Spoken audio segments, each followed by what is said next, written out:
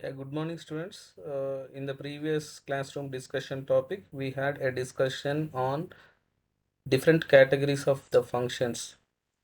So, based on whether we can pass the arguments to a function or whether the function can return a value or not.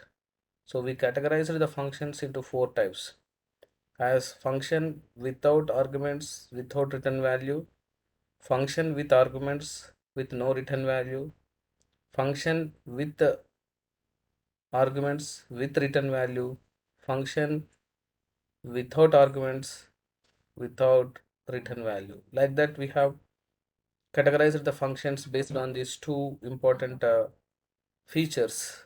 Okay, and also we discussed sample problems using these four different categories of these functions. Now, in today's classroom discussion topic, so we would like to had a discussion on how you can pass the arguments to a function. What are the different techniques or methods or ways of passing the arguments to a function that we are going to discuss in today's classroom discussion. So now I would like to share my screen. Hope my screen is visible to you.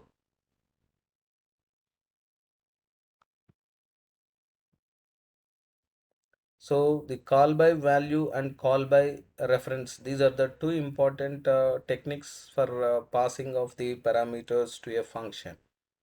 So lecture learning outcomes are upon completion of this CDT, students will be able to make use of this call by value and call by reference, or we can also call it as call by pointer mechanism in coding of this particular function. So now coming to the difference between call by value and call by reference. So if you see, if the actual argument value that we are calling it as a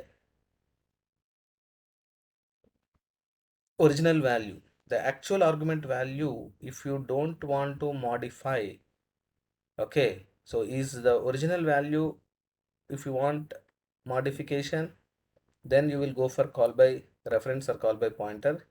If the original value or the actual parameter value you don't want to modify, then you will make use of call by value mechanism. Got?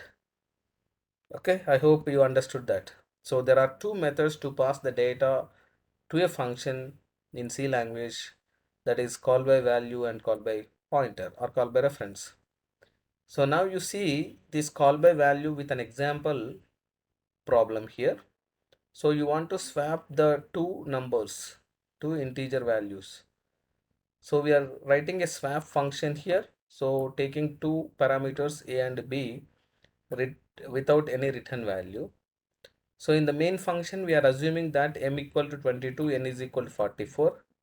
So before calling this swap function, what could be the values of m and n that we are printing here? Printf values before swap function is called. What is the value of m and what is the value of n? We are printing that. Then we are calling the swap function. So in the swap function, m and n we are passing as a arguments. So these arguments which are specified in the function call statement, they are called it as actual arguments. Already in the previous class we know this. These are actual arguments, and these are a and b, or these are the formal arguments or the formal parameters. So these formal parameters, which are nothing but the parameters which are specified in the function header, they are called it as a formal parameters. So m value is get copied into a, n value is get copied into b. So what is the value of m? 22, right? N value is 44. So a is 22, b is 44. Now we are swapping a and b here, temp by taking temporary variable, temp equal to a equal to b, b equal to temp, and then values after swap, we are printing m is equal to n is equal to a and b. Here we are printing that. So within the swap function, now you are able to see that 44 and 22, you are able to see that. But after this, if you try to print here, so after calling this swap function again, if you try to print values after swap here, if you see that, So it will be again 22 and 44. That means here whatever the modifications we are doing for the formal parameters, these modifications are not reflected back to the actual parameters in call by value mechanisms. Just the values of actual parameters are get copied into the formal parameters. Fine. So now coming to the call by reference mechanism. So call by reference mechanism we have to use. Okay, when we have to use this call by reference mechanism, so when we want the changes whatever we are doing for these formal parameters, those changes also you want for the actual parameters also. The modifications whatever we are doing for these formal parameters, so those modifications are to be reflected back to the actual parameters here. Then we will make use of this pointer mechanism, call by reference we can call it as, or call by pointer we can call it as. Fine. So the prototype of the function, swap function, will goes like this here: int star a star b. So earlier we are not used star here, int a comma int b, like that we have used. So but here we are making use of a pointer we are using here to pass the values to a function in the form of a call by reference. So in the function call statement also you should use here ampersand a m ampersand n for the actual parameters. So you are passing the addresses of, you are passing the memory address of actual parameters you are passing here. Okay, so since we are passing the memory addresses here, to store the memory addresses we have to make use of a pointer here, int star a int star b. So the formal parameters should be, the formal parameters should be the pointer type here, and the actual parameters must be here the address of the variables it should be used here. Fine. So then temp equal star a equal star b equal to temp, and then you are printing a and b value, star a star b value stored at a and b you are printing in the form of a main. So whatever the changes we are doing here, that will be reflected back again to mn for the actual parameters also.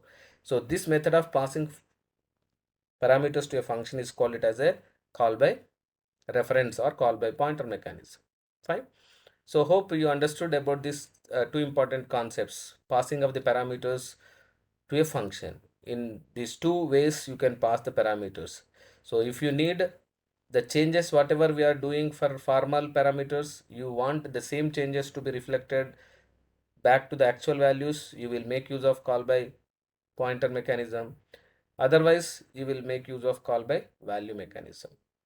Now coming to the lecture level practice problem. So you are trying to develop a C program to check given number is prime or not, just by making use of call by value. So already we wrote this program.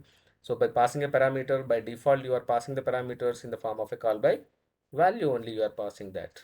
Fine. So coming to the further readings on this particular CDT is that you can refer this the textbook on E. Balagariswamy programming in C, chapter number 8 on user defined functions. You can refer that particular topic for further readings. So these are some of the reference books are given here. So go through that reference books. Okay. So thank you one and all.